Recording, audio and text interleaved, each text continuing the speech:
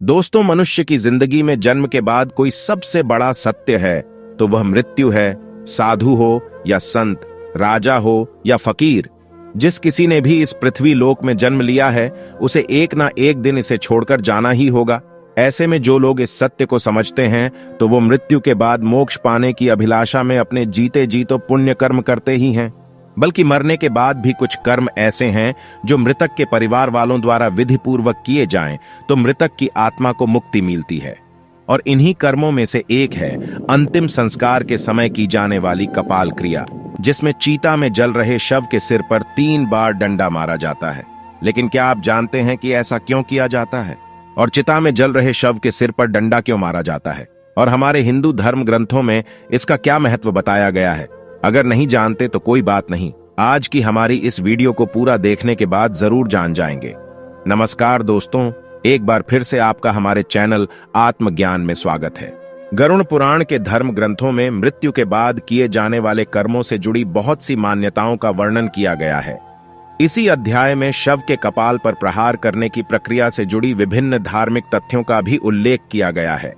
गरुड़ पुराण में मनुष्य के अंतिम संस्कार को लेकर एक निश्चित विधि विधान का वर्णन मिलता है, जिसका पालन हिंदू धर्म के किसी भी व्यक्ति के अंतिम संस्कार के समय होता है।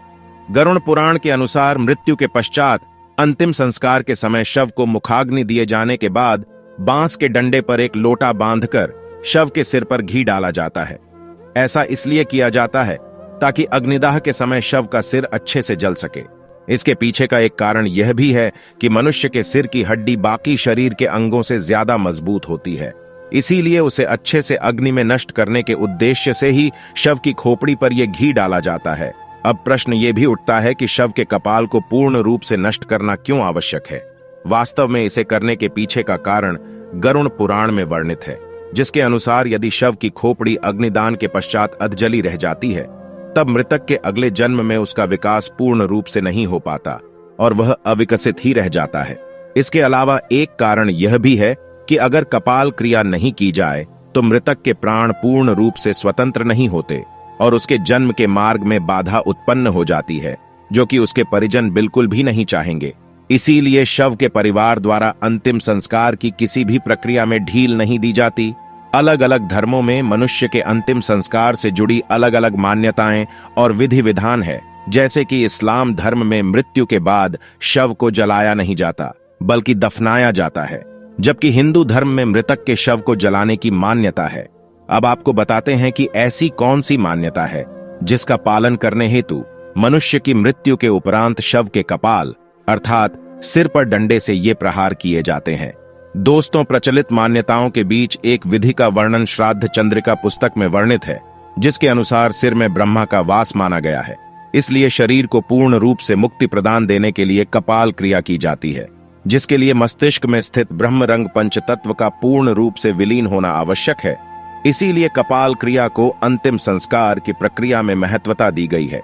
इसके अतिरिक्त आपने ये भी सुना होगा कि कुछ अघोरी और तांत्रिक कपाल का उपयोग अपनी तंत्र विद्या और सिद्धियां प्राप्त करने के लिए करते हैं। यदि ऐसा उनके प्रियजन के कपाल के साथ हो जाए तो मृत्यु के बाद मृतक के लिए मोक्ष प्राप्ति की प्रक्रिया असंभव हो जाती है। इस कारण भी कपाल क्रिया करना आवश्यक हो जाता है।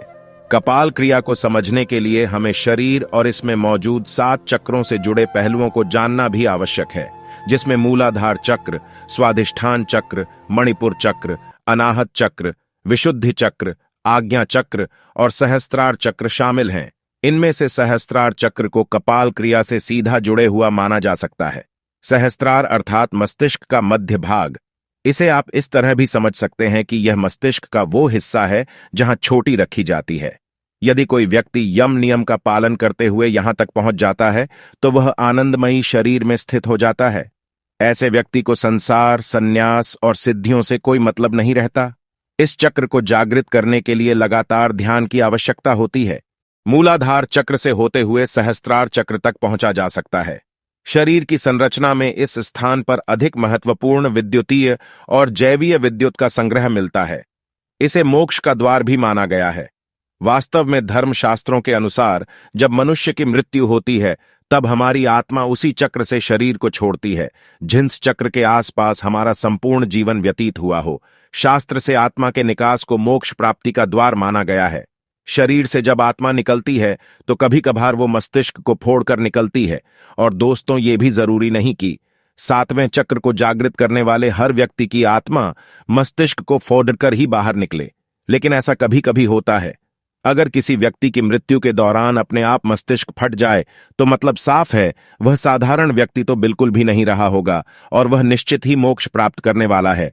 तो दोस्तों, हिंदू धर्म में कपाल क्रिया से जुड़ी ये मान्यताएं और विधि हिंदू धर्म में विश्वास रखने वाले लोगों के लिए किसी नियम से कम नहीं है, चाहे आप इन मान्यताओं में विश्वास रखते हो या नहीं।